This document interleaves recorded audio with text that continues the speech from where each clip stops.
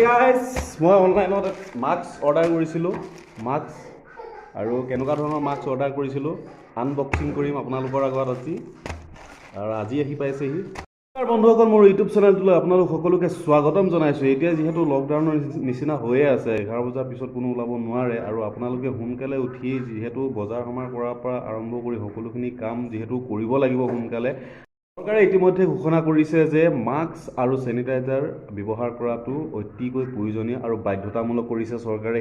যদি normal mask ব্যৱহাৰ কৰা হয়, নৰ্মেল মাস্ক যদি আপুনি পিন্ধে তেন্তে সেই নৰ্মেল মাস্কটোৱে আপোনাক সকলো ফালৰ পৰা আপোনাক ছেফটি দিব নোৱাৰিবও পাৰে, সকলো ফালৰ পৰা ছেফটি দিব নোৱাৰে। গতিকে কেনেকুৱা ধৰণৰ মাস্ক পিন্ধিব আপুনি, কেনেকুৱা ধৰণৰ মাস্ক পৰিধান কৰিব, আপোনালোকক সকলোখিনি জনাই আছোঁ। আপোনালোকে ভিডিঅ'টি শেষলৈকে চাই থাকিব। বন্ধুসকল পলম নকৰি আহক আজিৰ ভিডিঅ'টি আৰম্ভ কৰোঁ। আৰু এইটো হৈছে পেকেট, ইয়াতে লিখা আছে 600 লৈছে আৰু 10টা আছে, 10টাত 500 টকা, এটাত 50 টকাকৈ আৰু ডেলিভাৰী চাৰ্জ 100 টকা। টোটেল বক্সিং কৰিম এতিয়া, চাওঁ কেনেকুৱা ধৰণৰ মাস্ক আহিছে।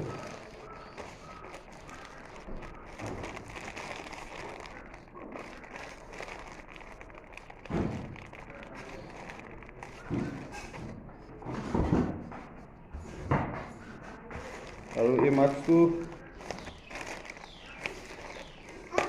N95 মাস্ক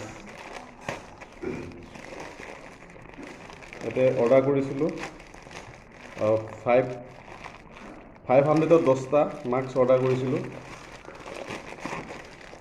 আৰু 500ত 10টা মাস্ক অৰ্ডাৰ কৰিছিলোঁ আৰু টিভিত দেখিয়ে অৰ্ডাৰ কৰি দিছিলোঁ। আৰু এই মাস্কটো খুব ছেফটি বুলি ভাবিয়েই অৰ্ডাৰ কৰা হৈছিলে। আৰু কেইটা আছে প্ৰথমে চাই লওঁ, ইয়াতে আনবক্সিং কৰিছোঁ এয়া। আৰু আছে একটা, আৰু আছে নেকি? আৰু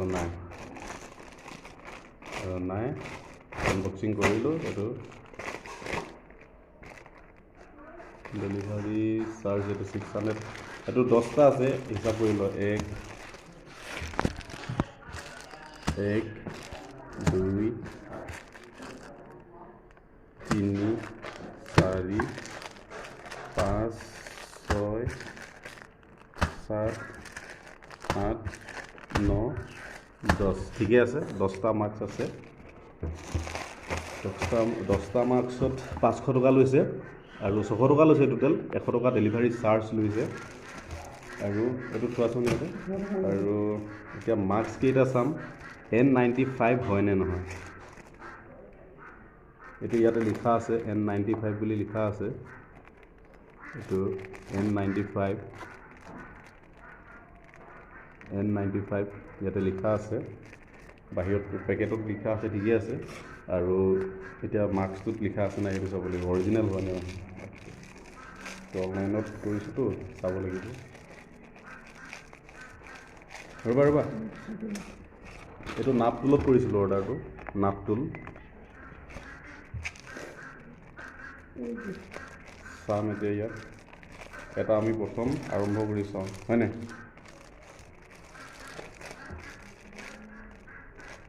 এইটো কালাৰটো, এইটো অৰিজিনেল হয় নহয়, এইটো চাব লাগিব।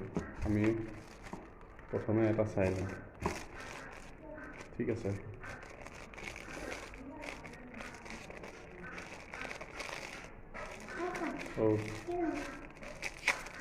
আমি প্ৰথমে এটা খুলি চাইছোঁ।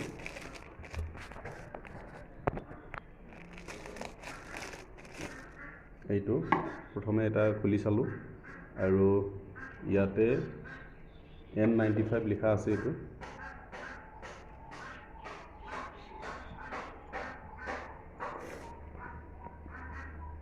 আৰু টিভিত দেখুৱাৰ দৰে হয় নে নহয় চাইছোঁ।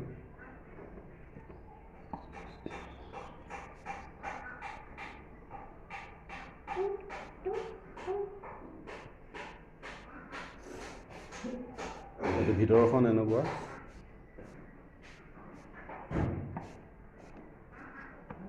আৰু বাহিৰতো এনেকুৱা। নাপটোল এডভাৰটাইজত যেতিয়া দেখাইছিলে তাতে যে পানী দি দিছিলে, তাতে পানী দি দেখাই দিছিলে, পানী দি পানীটো সৰকে নে নহৰকে তেনেকৈ দেখাই দিছিলে, পানীটো যে সৰকি নাযায় তেনেধৰণে দেখাই দিছিলে। চুচু এটা কাম কৰাচোন, অকণমান পানী আনা যোৱা, অলপ দি চাম এতিয়া। আৰু এটা খুলি চাইছোঁ,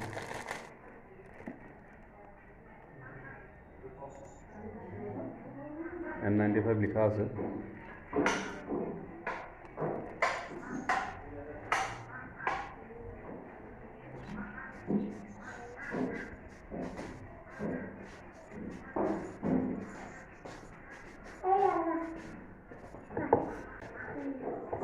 এতিয়া মই পানী দি চাম, মাস্কটো দি পানী দি চাম, এইটো পানী সৰকি যায় নে নাযায় এইটো চাম। ধৰি থাকা ভালকৈ, ভালকৈ ধৰা। পানী দি দিলোঁ, চাওক পানী সৰকি যোৱা নাই। ইয়াৰ পাছতো শুকাই থাকে, ইয়াত তিতি নাথাকে, পানীটো বাকি দিলোঁ, পানীটো বাকী সৰকি যায় নে নাযায় চালোঁ, আৰু কিন্তু পানীটো সৰকি যোৱা নাই। আৰু পানীটো পেলাই দিলোঁ, এনেকৈ পেলাই দিয়াৰ পাছতো শুকান হৈ আছে। এয়া চাওক শুকান হৈ আছে। পিন্ধি চাওঁ এটা। ইয়াতে ছেফটিৰ বাবে যিটো এডজাষ্ট হৈ থাকিবৰ বাবে যিটো দিয়া হৈছে, এইটো ইয়াতে আছে। খুব সুন্দৰ, ইয়াতে মানে সকলো ফালৰ পৰা ছেফটি হয়। এইটো কোনো ধৰণৰ ধূলি মাকতি নোসোমায় আৰু দেখিবলৈও ধুনীয়া। N95 10টা কিনিলে 500 টকা দি, যেতিয়া 10টা কিনিলে বা ডেলিভাৰী চাৰ্জ 100 টকা ল'লে, কিন্তু আপোনাৰ কোনো ধৰণৰ লছ নাই। আপোনাৰ কোনো ধৰণৰ লছ নাই। N95 যিহেতু মাস্ক দেখিবলৈ ধুনীয়া আৰু সকলো ফালৰ পৰা যিহেতু ছেফটি হয়, আৰু 5টা প্ৰলেপ আছে ইয়াতে, সেই 5টা প্ৰলেপৰ বাবে আপোনাৰ এই মাস্কত কোনো ধৰণৰ ধূলি মাকতি নোসোমায়, ষ্টাইলিষ্ট হয়। আৰু এই মাস্কটোৰ খাচিয়ত, এটা ডাঙৰ খাচিয়ত হ'ল, এটা ডাঙৰ ভাল কথা হ'ল যে এই মাস্কটো আপুনি ৰিইউজ কৰিব পাৰে, বাৰে বাৰে আপুনি ধুই এই মাস্কটো পৰিধান কৰিব পাৰে আৰু বহুত দিনলৈ লাষ্টিং কৰিব এইটো, আপুনি যদি ভালকৈ ব্যৱহাৰ কৰে আৰু ধুই পিন্ধিব পাৰে।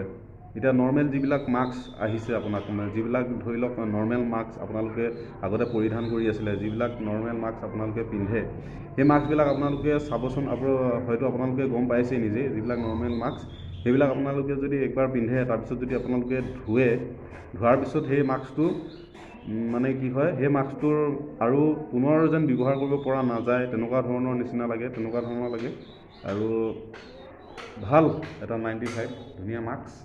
এতিয়াতো লাগিবই, আৰু এতিয়া কি আৰু আপোনালোকে ধৰি লওক, এতিয়া ওলাই গ'লে মাস্ক পৰিধান কৰাটো বাধ্যতামূলক হ'লেই। ভিডিঅ'টি ভাল লাগিলে লাইক কৰিব, কমেণ্ট কৰিব, শ্বেয়াৰ কৰিব আৰু মোৰ চেনেলটো ছাবস্ক্ৰাইব কৰিব। Thank U.